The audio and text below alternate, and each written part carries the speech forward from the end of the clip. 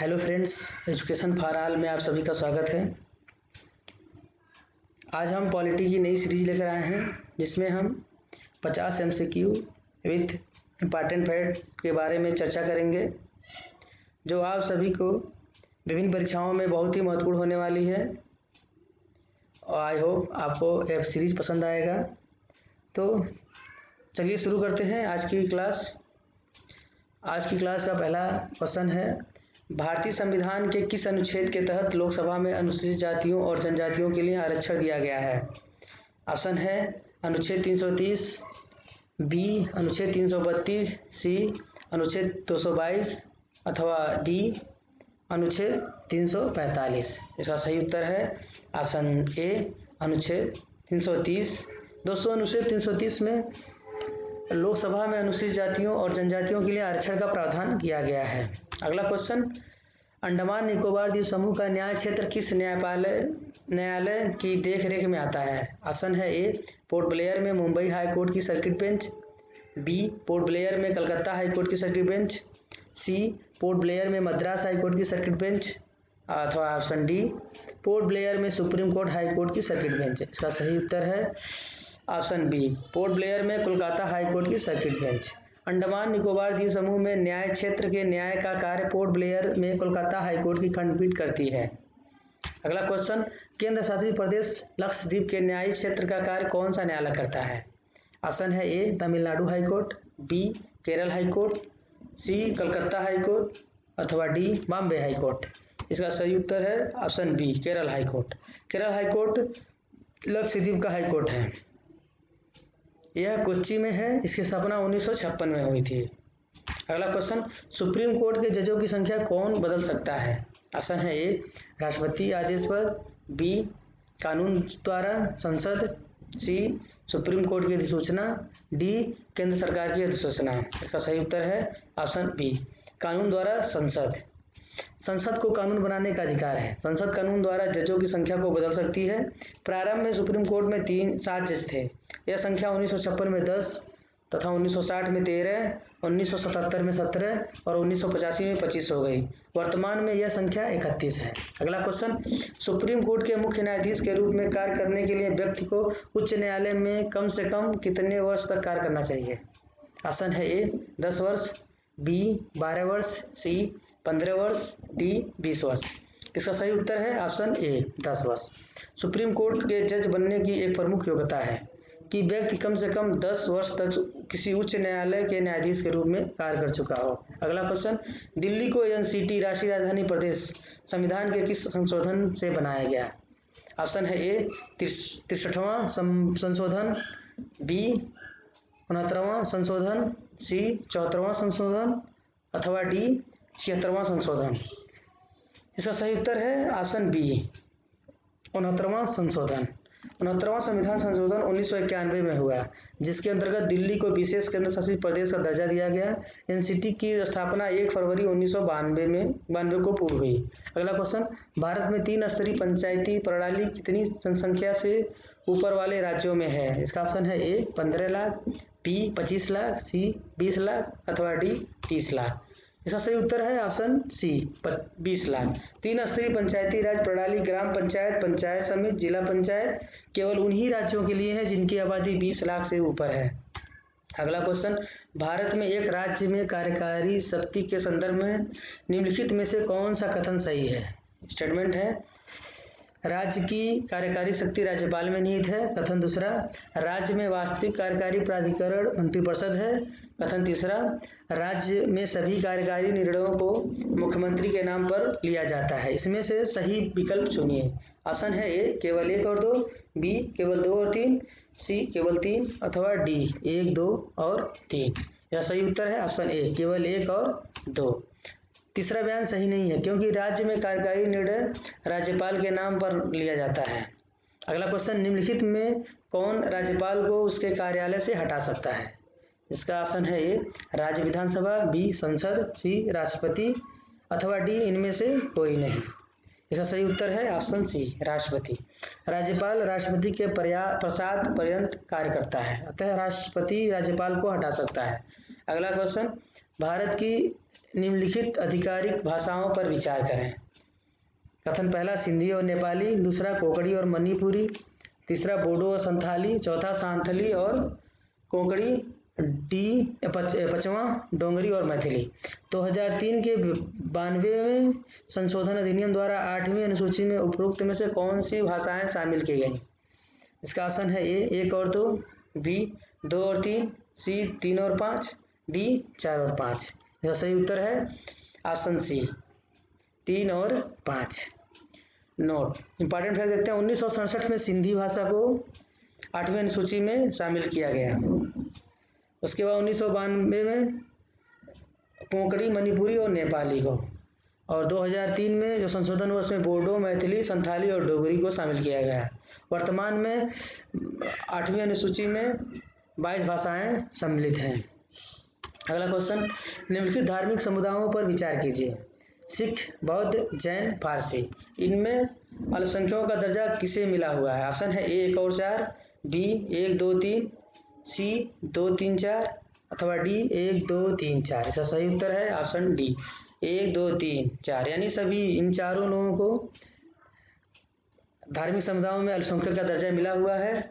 भारत में मुस्लिम, ईसाई, सिख, बौद्ध तथा पारसी अल्पसंख्यक धार्मिक समुदाय हैं। अगला क्वेश्चन, चुनाव आयोग के बारे में कौन सा कथन सही है? ऑप्शन है ए यह स्वतंत्र और सांविधिक निकाय है, बी इसमें 6 साल का कार्यकाल रखने वाले सदस्यों का समावेश होता है, सी यह राजनीतिक दलों को मान्यता देने से संबंधित विवादों के मध्यस्थता के लिए एक अदालत के रूप में कार्य करता है, अथवा डी अखिल भारतीय निकाय होने के नाते यह ग्राम पंचायतों और राज्य नगर पालिकाओं के चुनाव के साथ चुनावों से भी चिंतित है। इसका सही उत्तर है ऑप्शन बी इसमें 6 साल का कार्यकाल रखने वाले सदस्यों का समावेश होता है। अगला क्वेश्चन, संविधान के निम्नलिखित अनुच्छेदों पर ध्यान दीजिए। अनुच्छेद 72 राष्ट्रपति की क्षमा शक्ति, अनुच्छेद 143 सुप्रीम कोर्ट के सलाहकार क्षेत्राधिकार, अनुच्छेद 360 वित्तीय आपातकाल से संबंधित प्रावधान, अनुच्छेद 148 से 151 भारत के अटॉर्नी जनरल की शक्तियां और कार्य, इनमें कौन सा मिलान सही है? इसका ऑप्शन है ए 1 और 3, बी 1 2 3 अथवा सी 1 2 4 अथवा उपरोक्त सभी। इसका सही उत्तर है ऑप्शन बी 1 2 3। अनुच्छेद 148 से 151 भारत के नियंत्रक और महालेखा परीक्षक की शक्तियां और कार्यों से संबंधित है, न कि भारत के अटॉर्नी जनरल की शक्तियां और कार्य।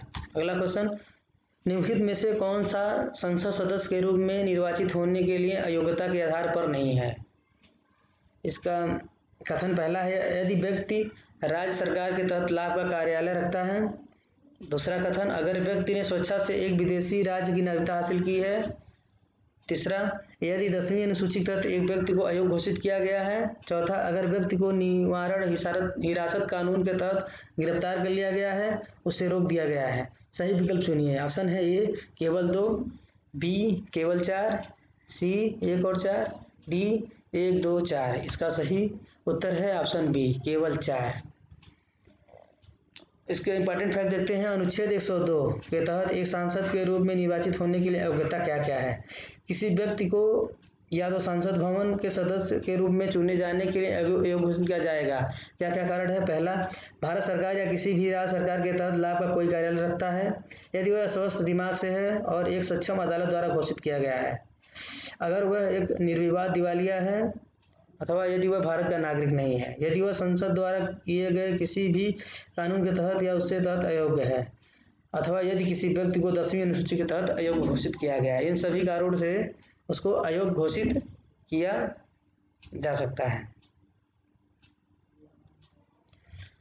अगला क्वेश्चन, भारतीय संविधान की 6ठी अनुसूची किन 4 राज्यों में अनुसूचित क्षेत्रों और अनुसूचित जनजाति के प्रशासन और नियंत्रण से संबंधित है?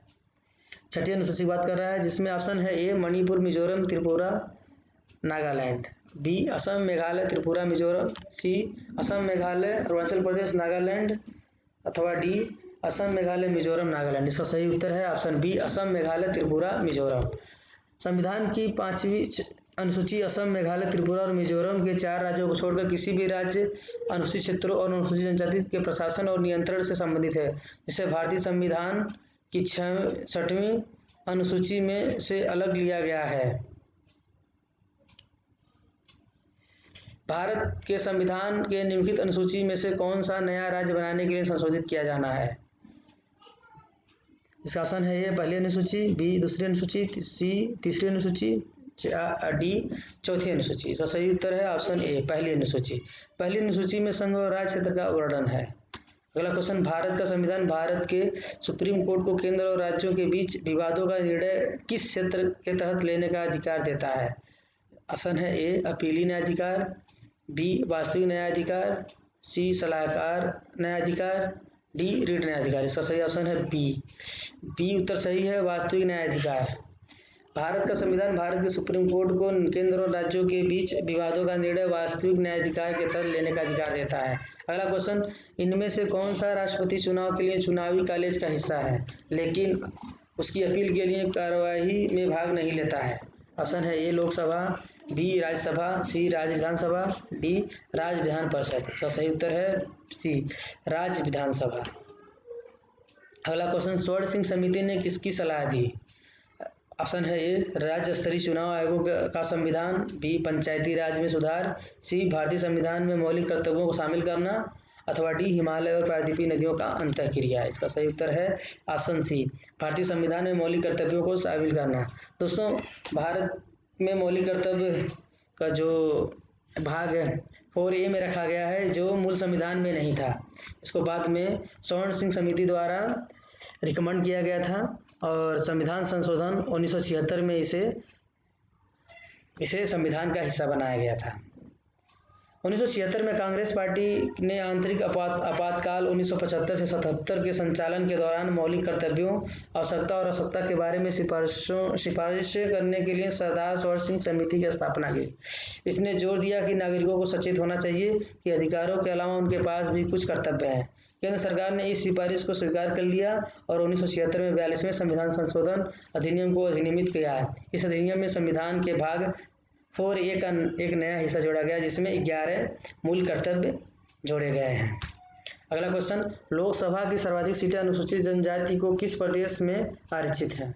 ऑप्शन है ए मध्य प्रदेश, बी राजस्थान, सी आंध्र प्रदेश, डी गुजरात। इसका सही उत्तर है ऑप्शन ए मध्य प्रदेश। मध्य प्रदेश में कुल 29 लोकसभा सीटें हैं जिसमें 6 अनुसूचित जनजाति के लिए हैं। अगला क्वेश्चन, निम्नलिखित कार्यकर्ताओं अधिकारियों को प्राथमिकता के अपने संबंधित क्रम में व्यवस्थित करें। राज्यों के गवर्नर अपने संबंधित राज्य में, प्रमुख राष्ट्रपतियों, उप प्रधानमंत्री, राज्यसभा और लोकसभा में केंद्रीय विपक्ष के नेताओं के मंत्रिमंडल मंत्री। इसका ऑप्शन है ए 1 2 3, बी 3 1 2, सी 2 1 3, अथवा डी 1 3 2। इसका सही उत्तर है ऑप्शन ए 1 2 3। अगला क्वेश्चन, निम्नलिखित में कौन सा विषय 7वीं अनुसूची की समवर्ती सूची में है? ऑप्शन है ए सार्वजनिक स्वास्थ्य और स्वच्छता, बी वन, सी स्टॉक एक्सचेंज, डी कृषि। इसका सही उत्तर है बी वन। समवर्ती सूची वह सूची होती है जिसमें केंद्र और राज्य दोनों ही कानून बना सकते हैं। वन समवर्ती सूची का विषय है। अगला क्वेश्चन, उपराष्ट्रपति को हटाने का प्रस्ताव किसमें पेश किया जा सकता है? ऑप्शन है ए केवल लोकसभा, बी केवल राज्यसभा, सी लोकसभा और राज्यसभा में दोनों, अथवा लोकसभा और राज्यसभा के संयुक्त सत्र में। इसका सही उत्तर है ऑप्शन बी केवल राज्यसभा में। उपराष्ट्रपति राज्यसभा का सभापति होता है। उपराष्ट्रपति को हटाने का प्रस्ताव केवल राज्यसभा में ही पेश किया जा सकता है। अगला क्वेश्चन, सीमा प्रबंधन विभाग किस मंत्रालय के अंतर्गत विभाग है? ऑप्शन है ए रक्षा मंत्रालय, बी गृह मंत्रालय, सी विदेश मंत्रालय, डी सड़क परिवहन मंत्रालय। इसका सही उत्तर है ऑप्शन बी गृह मंत्रालय। सीमा प्रबंधन विभाग गृह मंत्रालय के अंतर्गत का एक महत्वपूर्ण विभाग है। अगला क्वेश्चन है, क्षेत्रफल के हिसाब से भारत की सबसे बड़ी लोकसभा कौन सी है? ऑप्शन है ए अरुणाचल प्रदेश, बी लद्दाख, सी बाड़मेर, डी कच्छ। इसका सही उत्तर है ऑप्शन बी लद्दाख। भारत की 5 सबसे बड़ी लोकसभाएं लद्दाख, बाड़मेर, कच्छ, अरुणाचल पश्चिम और अरुणाचल पूर्व हैं। अगला क्वेश्चन, निम्नलिखित में किन राज्यों में विधान परिषद है? ऑप्शन पहला है उत्तर प्रदेश, बिहार, छत्तीसगढ़, जम्मू कश्मीर। ऑप्शन है 1 और 2, बी 2 और 4, सी 1 2 3, अथवा डी 1 2 4। इसका सही उत्तर है ऑप्शन डी 1 2 4। दोस्तों, इस समय जम्मू कश्मीर पुनर्गठन अधिनियम के तहत जम्मू कश्मीर को कश्मीर से राज्य विधान परिषद को हटा दिया गया है। सो इस समय इसमें करेक्ट कर लीजिए, इसमें आपका आंसर जो है 1 और 2 होगा। केवल उत्तर प्रदेश और बिहार में राज्यों में विधान परिषद है, इसलिए इसका सही उत्तर है ऑप्शन ए। अगला क्वेश्चन, अंडमान और निकोबार आदिवासी जनजातियों का संरक्षण संशोधन विनियमन 2012 संविधान के अनुच्छेद 240 के तहत जारी किया गया है, जो राष्ट्रपति को केंद्र शासित प्रदेशों के मामले में आदिवासी जनजातियों की सुरक्षा के लिए ऐसे उपाय करने की शक्ति प्रदान करता है। यह विनियमन निम्नलिखित जनजातियों में से किसकी रक्षा करेगा? ऑप्शन है ए ओंगेस, बी सोम्पेन, सी सेंटिल्स, डी जारवा। सही उत्तर है ऑप्शन डी जारवा। अगला क्वेश्चन, निम्न में से कौन सा आपदा प्रबंधन अधिनियम 2005 के तहत गठित राष्ट्रीय आपदा प्रतिक्रिया निधि का संचालन करता है? ऑप्शन है ए प्रधानमंत्री, बी केंद्रीय गृह मंत्री, डी केंद्रीय संसदीय कार्य मंत्री, डी केंद्रीय वन और पर्यावरण मंत्री। सही उत्तर है ऑप्शन बी केंद्रीय गृह मंत्री। आपदा प्रबंधन अधिनियम 2005 के तहत गठित राष्ट्रीय आपदा प्रतिक्रिया निधि का संचालन भारत का केंद्रीय गृह मंत्री करता है, जो इस समय अमित शाह जी हैं। राष्ट्रीय आपदा प्रतिक्रिया निधि का संचालन केंद्रीय गृह मंत्री द्वारा किया जाता है। अगला क्वेश्चन, इनमें से कौन सा केंद्र सरकार द्वारा विशेष रूप से लगाए गए करों में से एक है और भारत के संविधान की 7वीं अनुसूची की संघ सूची में उल्लेख किया गया है?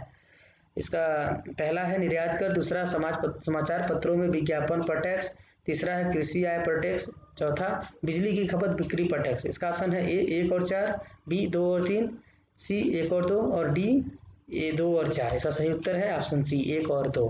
मतलब निर्वाचन कर, समाचार पत्रों में विज्ञापन पर टैक्स केंद्र सरकार द्वारा 7वीं अनुसूची संसूची में उल्लेख किया गया है।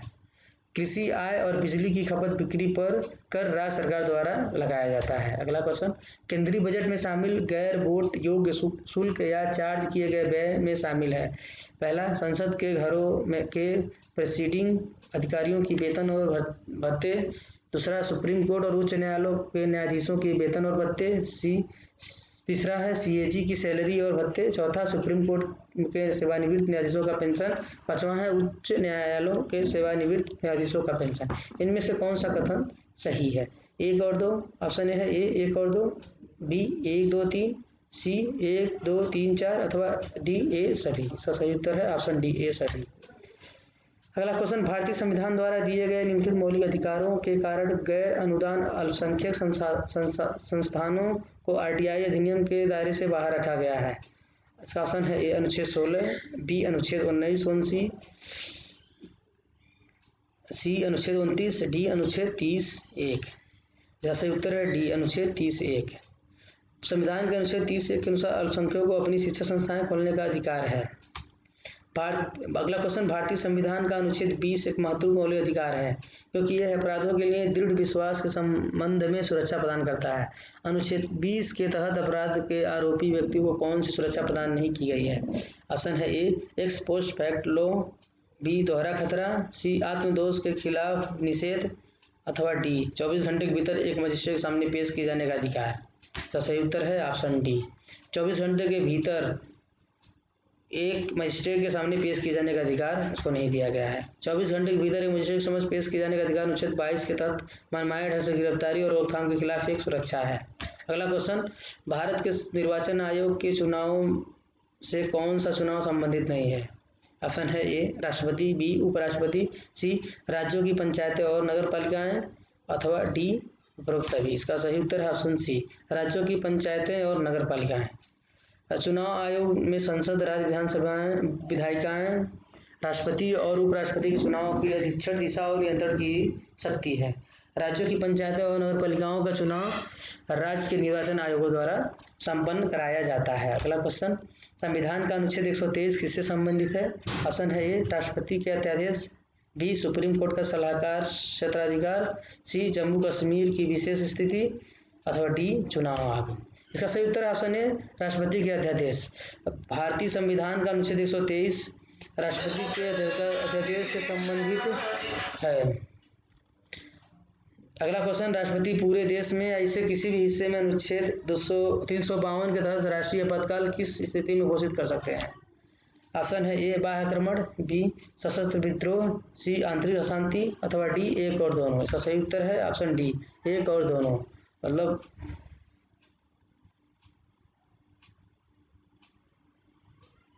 बाह्य आक्रमण और सशस्त्र विद्रोह के तहत राष्ट्रपति अनुच्छेद 352 के तहत राष्ट्रीय आपातकाल लगा सकते हैं। 44वें संविधान संशोधन 1978 के तहत आंतरिक अशांति शब्द को हटाकर सशस्त्र विद्रोह शब्द जोड़ा गया। अगला क्वेश्चन, सबसे बड़ा न्यायिक क्षेत्र किस उच्च न्यायालय का है? ऑप्शन है A Bombay high court, B Guwahati उच्च न्यायालय, सी इलाहाबाद उच्च न्यायालय, डी कलकत्ता हाई कोर्ट। इसका सही उत्तर है ऑप्शन बी गुवाहाटी उच्च न्यायालय। गुवाहाटी उच्च न्यायालय की न्यायिक क्षेत्र 7 राज्यों में है। अगला क्वेश्चन, निम्नलिखित में से किन बिलों के लिए संसद के दोनों सदनों का संयुक्त बैठक करके गतिरोध को हल करने के लिए कोई संवैधानिक प्रावधान नहीं है? ऑप्शन है ए साधारण विधेयक, बी धन विधेयक, सी संविधान संशोधन विधेयक अथवा डी 2 और 3। इसका सही उत्तर है ऑप्शन डी 2 और 3, मतलब साधारण विधेयक और संविधान संशोधन विधेयक में यह प्रावधान नहीं है। संविधान संशोधन विधेयक धन विधेयकों के लिए संयुक्त सदन का प्रावधान नहीं है। अगला क्वेश्चन, प्रधानमंत्री कार्यालय पीएमओ के बारे में कौन सा कथन असत्य है? ऑप्शन है ए यह संवैधानिक निकाय है, यह ऑप्शन बी यह प्रधानमंत्री के लिए एक कर्मचारी एजेंसी है, सी इसे एक विभाग की स्थिति दी गई है, डी इसके अंतर्गत कोई संलग्न और अधीनस्थ कार्यालय नहीं है। इसका सही उत्तर है ऑप्शन ए यह एक संवैधानिक संस्था है। प्रधानमंत्री कार्यालय पीएमओ एक गैर संवैधानिक संस्था है।